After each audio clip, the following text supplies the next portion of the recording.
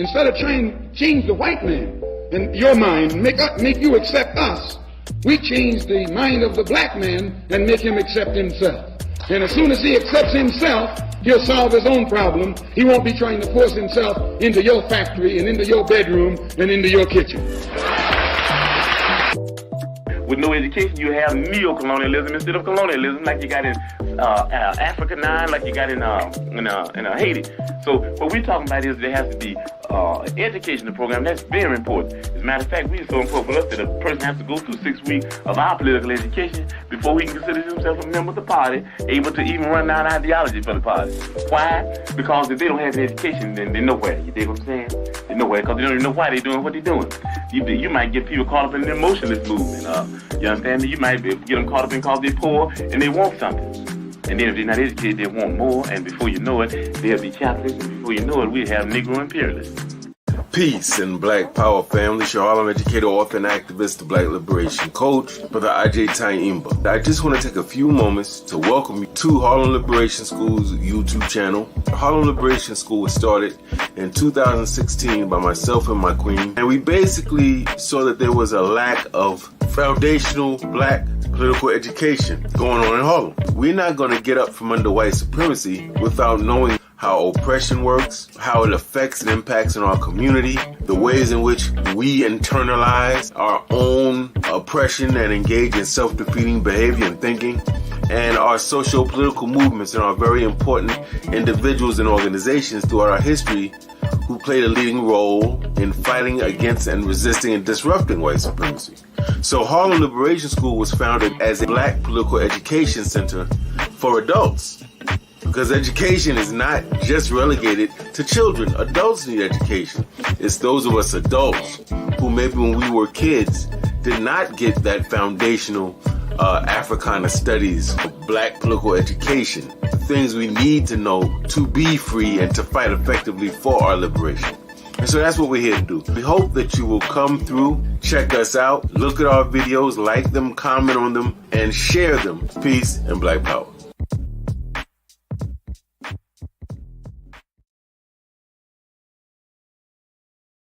Peace and Black Power families, Brother Agyei Tyehimba from Harlem Liberation School, where we teach black people proudly to wake up, clean up, and stand up. I want to thank you for joining us. I don't anticipate a whole lot of people watching live, but I'm pretty sure that we'll have pretty good numbers for the later recorded version. I know that on Sundays, many of us are off to our places of worship, or we're getting our rest in, or we're preparing for the work day that typically follows, for most of us. But we certainly appreciate you joining us. I want to say from the outset that there's some technical difficulties. I had 3 videos that I wanted to show, but for some reason it's not showing, so we might just have to play the audio. All right, family? Let me just see if we have any comments. We got Queen B. Brenda is saying, "Wakusa to the family. Wake up, clean up, stand up." And she's welcoming all of you to Harlem Liberation School Online. We hope you enjoy the content and we encourage your participation in our discussion. And of course, if you have not yet done so, please click the like button, the thumbs up button, and please subscribe to our channel so we can reach more new Africans around the world. Family, today we are talking about the very important issue. The United States is not our only option. I know many of you are wondering, what is this brother talking about now? We're going to get into it. I want to, first of all, share with you this very kind of awkward and sensitive analogy. Some of us or you may have been in an abusive relationship, or we certainly know people that were in our community, our relatives, our friends, and that abuse was characterized by a person getting beaten. Could have been a person getting beaten and called the most egregious things you could think of. A person being denied food, being denied keys to the apartment, all types of stuff, being locked away in rooms for weeks. There's all types of reports we hear of domestic abuse situations. And however they manifest, they're all ugly. They all have a tendency to greatly traumatize those of our people who are victimized by such situations. And I would imagine that people that are in those relationships that are victimized, at least in those relationships, probably go and talk to friends, and friends see them and say, what's that mark on your face? What happened? Why are you crying? Why are you sleep all the time? We don't hear from you anymore. What's going on? And the person that's the victim of the abuse may reveal some of the things. And the friend says to them, listen, as a young lady, you're beautiful, you're smart, you're talented. You don't have to stand for that. Why do you stay here? Right? And of course, we know if we study this issue that there are various reasons why people who are subjugated and brutalized in that way may stay. They might be financially dependent. They might have their self-esteem has been to some degree traumatized and compromised. They may feel they can't do better. They may be afraid to leave. They have children. It's a lot that goes on. But the friend is trying to be helpful. They're saying, you know what? You're in a good situation otherwise. You have many possibilities. You have an arsenal of talents and education and accomplishment. You don't have to stay here. You can go somewhere else and you'll find somebody that will love you properly. I'm sure you've heard that, family. I'm sure some of you have told people that you knew. Well, if you understand that, we're going to make an analogy. It is not a perfect analogy. It is not meant to be perfect, but so that you can get the general idea. I see Black people in the United States as participants in a relationship with white supremacists in which we are being abused. I see us as being abused, miseducated. We're paying our tax dollars and going to public schools, and our kids are not getting the education they need to be empowered citizens that are forward thinking and creative and innovative and can solve problems. I feel that we do not have proper political representation. Yes, there's more of us in this branch or that branch or this agency or this office, but in terms of exerting power in real, tangible ways that our people need, you just don't see it. Yes, there's more Black actresses getting the Emmy and the Grammy and is in the movies and directed and all that. That's great, symbolically or for those individuals, but the trickle down for the masses is very low, almost zero.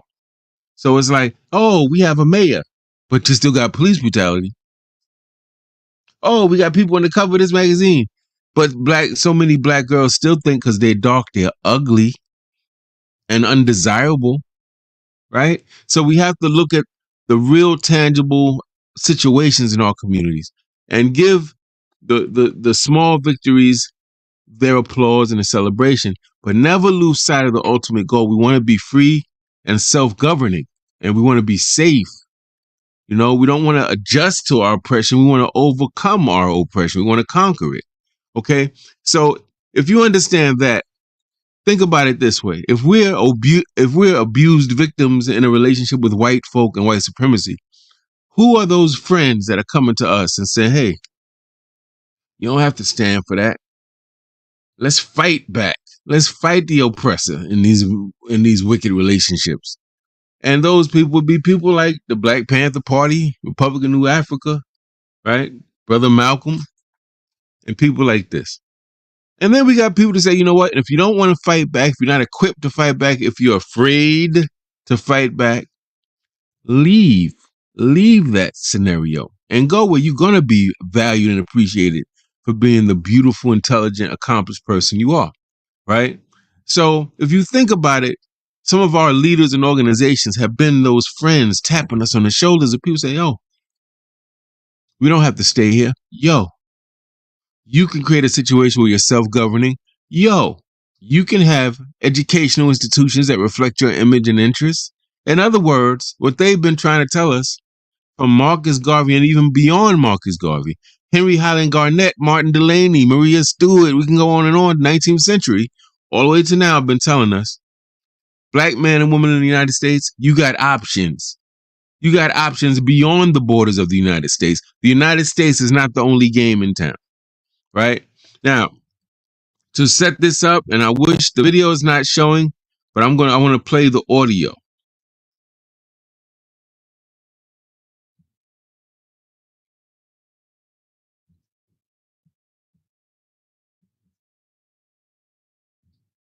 The impact of a successful Africa on the image and standing of Africans in the diaspora applies with equal force to the image and standing of her sons and daughters who go by the name African Americans, and indeed to all her kith and kin in the Americas and the Caribbean. There's a lot of room for your perspectives and energies back in Africa. The second half of the 20th century witnessed a great blow for human progress and freedom when the African peoples, in the wake of Ghana's shining example, liberated themselves from the colonial and imperialist yoke and the racist ideology of apartheid and emerged as free, independent peoples to construct new nations of hope and advancement. The first half of the 21st century should consolidate this development and see the growth of modern, prosperous, technologically advanced nations within a united Africa, which would make a reality of the dream of the 21st century as the African century and bring dignity and respect to Black people all over the world. Okay, now in that clip, you heard the president of Ghana. This would have been back in last year, 2022, when he was speaking as part of the U.S. Africa Leadership Summit, which was held right here in New York City, by the way. And you had these different African leaders meeting with Joe Biden at Joe Biden's request to kind of talk about some things, you know, some possible partnerships in the future, issues of safety, domestic terrorism, whole bunch of stuff. And what you heard this gentleman saying is that he validates and welcomes the perspectives, the ideas, and the labor, the talent of Africans in America, and that he welcomes that on the African continent. Now, even though he's the president of Ghana, you know, in the spirit of Kwame Nkrumah, he's looking at a United States of Africa concept one day. He's saying we welcome you. So I don't know if those of us who are African American or Africans in America consider Africa as being a friend of ours or a motherland of ours that's welcoming, but many of us were taught that it's hostile to us there. And that certainly is probably something you'd have to look at on a case-by-case basis. But politically speaking, quite a few heads of African state have said, essentially, we welcome our brothers and sisters that have been displaced and are now in the United States. We welcome them. We see them as our brothers and sisters or our sons and daughters. And I would just like us to open our minds so that we're not just complaining about Pookie got shot, Ray Ray's in jail, this one is getting the job discrimination, this one is living in a poor tenement or housing situation and there seems to be no hope.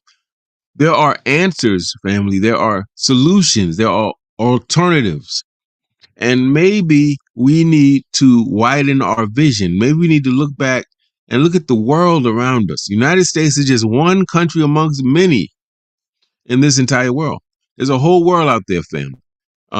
And many of these countries, particularly in the African context, have announced that they will grant dual citizenship to those of us here in the United States. In some cases, there's even been talk about if you can prove that your lineage goes to a particular country, that there might be small parcels of land available. But certainly, we have an option to just complain and keep complaining, fight back and overthrow white supremacy right here in the United States, or there might be an option to leave this place and go relocate, right? Repatriate, so to speak, back to the land from which our ancestors were torn against their will. I'm going to now play a segment again. For some reason, the video isn't showing, but you'll hear the audio. There's going to be audio on a channel on YouTube called Black Health. That's the name of the channel. And the host is interviewing a brother who is an African in America, I believe in Chicago. And he's kind of retelling the story of how he decided one day, I need to go somewhere where my mental health will be preserved, where I'm not anxious, where I'm not afraid to go everywhere because everybody's looking at me like a predator. So he decided, oh, I'm gonna go to Africa, and he tells this story. I want you at least to hear this, family. Over recent years. Talk about that moment when it kind of like crystallized for you, like, hey, I'm interested in possibly moving to the continent. How did that happen for you? I was thinking one day, where can I live, or where can I go where racism won't hit me in the face as being a Black man? And I was sitting there and I was like, man, Africa. Yeah. I'd be a foreigner, but I wouldn't be judged by my skin immediately. Yeah. So that was the thought. So I was like, well, man, I have to go and check it out. I didn't know where. It's 54 countries in Africa. All we know, you hear about is Egypt, South Africa. We hear about Nigeria. We hear about, Ethiopia. But I was like, man, I have to choose a country that speak my language. My old college classmate, he was from Ghana. His family was from Ghana. Then I started researching. And I was like, oh, and they speak English. Bing, I go to Ghana. Early 2019, I booked a flight and went by myself. And I didn't take my family with me. I was like, hey, I'm just going to go check it out and just, see the whole culture. And I was like, oh, man. From there, that's when I was so... You know how it is when you walk around the States. It's like you walk in the grocery store, or you walk, I'm the only Black man, or you got people clutching their purse, and every time there's a car behind you, or a cop car behind you, we got that tension on our neck as a Black man in the States. So when I went to Ghana, all of that was gone. I was like, I can live here. I can live here, like, straight up. So it's like, even like the climate, the people, all of that, I felt safe. So I was like, man, I have to bring my family. So we made a trip and we all went back as a family, and she liked it as well. What year was that? That was 2020. And that's when she fell in love with the thought of also, living internationally, about us, taking our family from the States. Very interesting audio clip. I wish you could have seen the video, but just to recap, the first video, we hear the president of Ghana saying, "We welcome our brothers and sisters, Black people in America, to come back to work with us. Your ideas, your talent, your creativity, we welcome that, right? And we can create a situation where everywhere Black people live on this earth, we can have empowerment and protection." He's thinking like a Kwame Nkrumah. And then the second clip, we had a brother from Chicago, so-called African-American.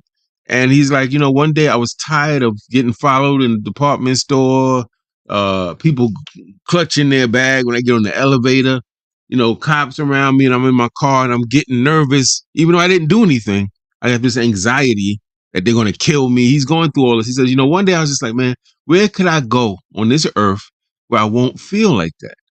And he said, all of a sudden it hit him, and he was like, duh, Africa. So he started doing his research. As he recalls, he winds up going to Ghana by himself, loves it, says immediately his anxiety goes away. He said, I feel safe. That's important for us. Other people don't have that as a preoccupation, but we're killed at random with impunity. Nothing's done to the culprits. So yeah, we don't feel safe in this country. We've been lynched and tarred and feathered, denigrated in movies, cartoons, nursery rhymes, and songs, shot to death, massacred in Rosewood and Tulsa, Oklahoma, so-called Black Wall Street. Our neighborhoods have been gentrified, the victims of ethnic cleansing. Our traditional cultural venues are gone. The people that we know and love are gone, displaced, set up to go to prison, set up for premature death, or leaving to flee down south, or wherever they're going to get away from where they are, right? So the brother makes very valid points. Said he went, he loved it. He went, came back, took his family, and they loved it too. And they are still there, I think now 3 years later. Now, in raising this, I want to be responsible and nuanced. I've never lived in Africa. I've read some things about Africa. I went to school with continental African students. and I've heard stories, but I am by no means qualified to tell people where to go, when to go, how much it costs, none of that. As a political principle, I'm thinking that we just need to expand our vision, that the United States is not our only option. There are other countries, and we should feel free to explore those countries and say, oh, does this meet our cultural needs, our political needs, our psychological mental health needs? All of that. Are we employable, whatever, in these places? And we have the right, if we so desire, to move to these places or to visit them and maybe have land and business in these places. This is not the only option. The United States, especially when this country has a record of really denigrating and degrading and brutalizing us to the degree where we don't know our front from our back sometimes, to the degree we're celebrating victories that aren't technically victories at all. So it's something to think about. Now, there are some things I do want to make sure we're aware of as we have these discussions in our families. It could just start with a discussion. I'm not suggesting anything hasty. I'm not saying, oh, let's pick up and let's just go to Africa next week. No. But I think we should start having conversations. Now, there are some things you must consider if you're seriously thinking about going to Africa. And we're going to go through a few of them. Let me see if we have any extra comments. Okay. All right. Number one, there will definitely be culture shock. Family. I like to think I'm the blackest person on earth, and I'm pro-black and I'm Pan-African and I'm black nationalist. But the truth is, and I'm African-centered, but the truth is, if I was born in the United States, which I was, I'm 55 years old. My whole existence has been here in the United States. I have to be very honest and say that I'm, to some degree, westernized. Family, there's no way around it. You can't be born in this country, live all these years, and you're not kind of a victim of their culture, but you also are a participant in it. We have to be honest. We're participants largely against our will because we're colonized people. We don't own the means of production, right?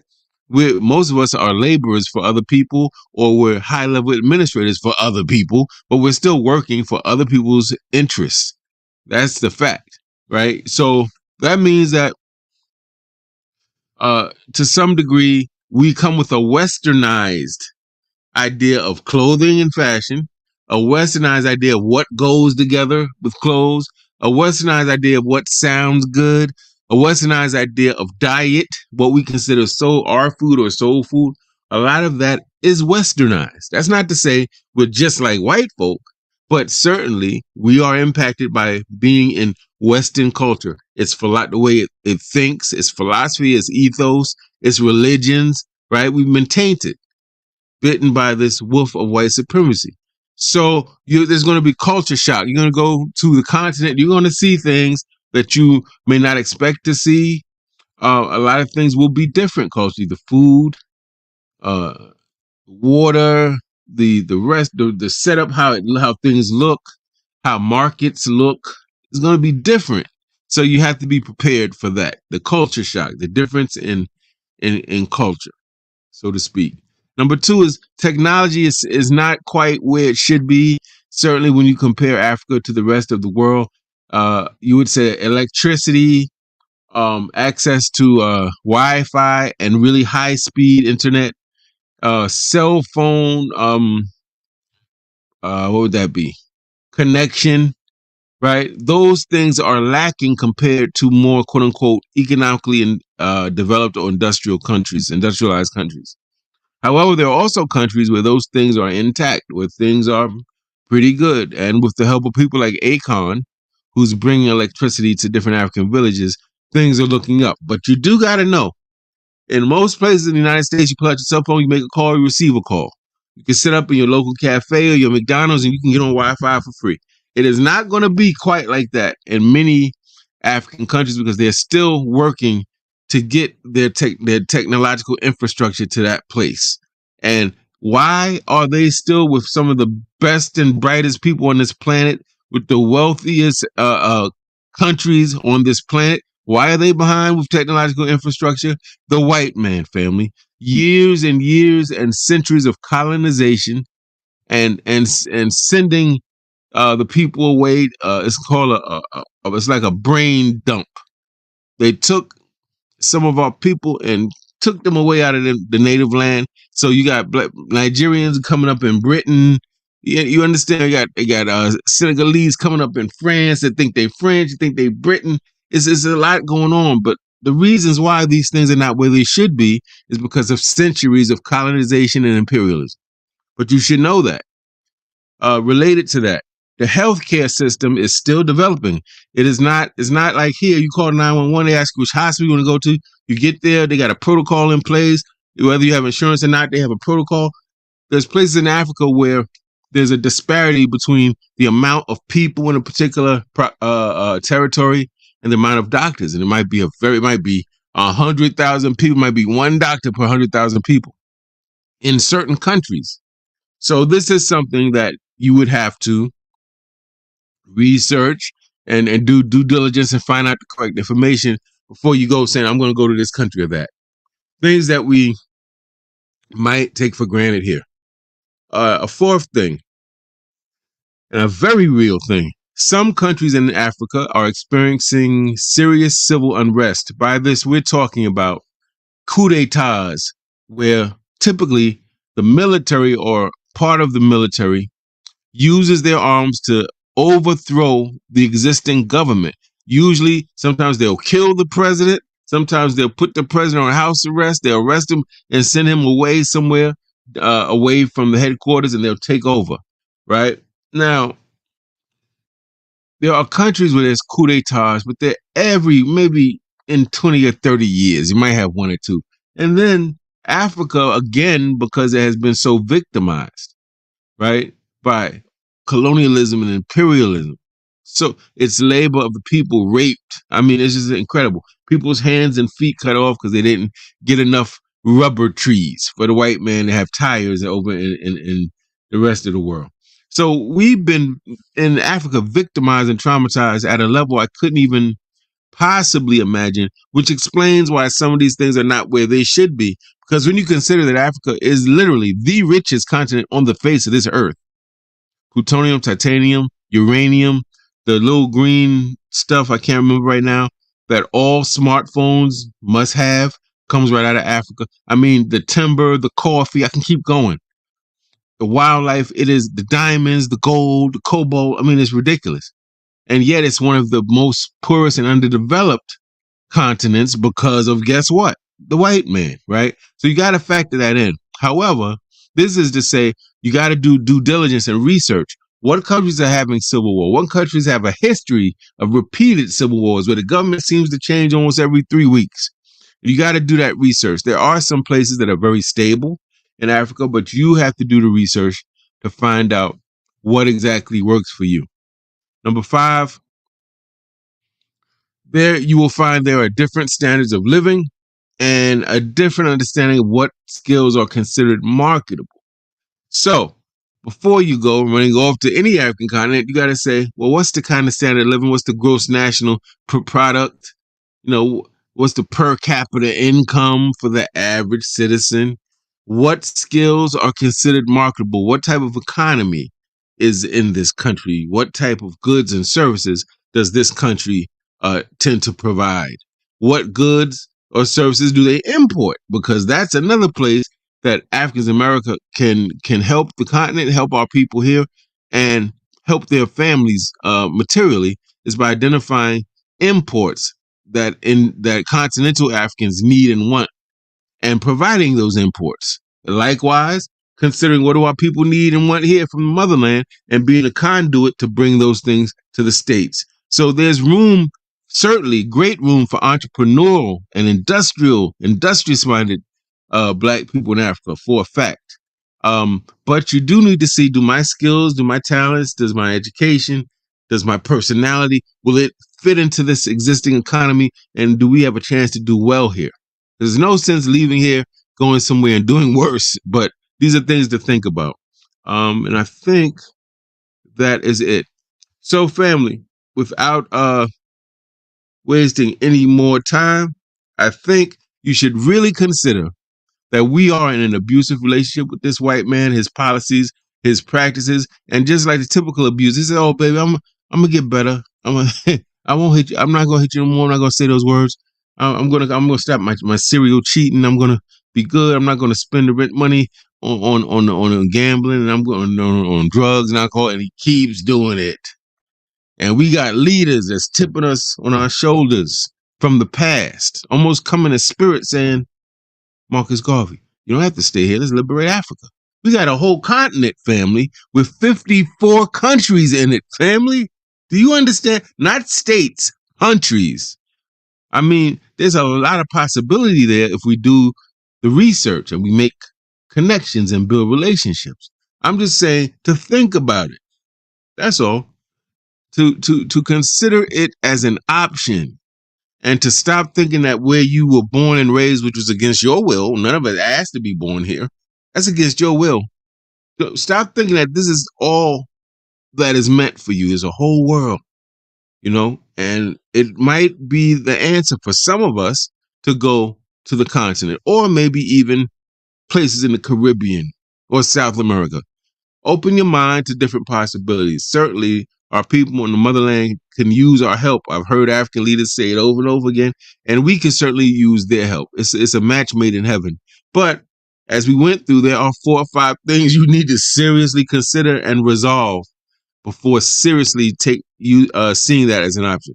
Well, family, I thank you for listening and watching. Hope you appreciate the information. I hope you will have those conversations. Have a beautiful day. Have a beautiful weekend. Don't forget our Hip Hop 50 series. We got people coming up that's going to be breaking down what hip hop means to them. We certainly want you to stay tuned for that. Want you to subscribe to the channel right now if you haven't done so and spread the word. Thank you, family. Peace and Black Power.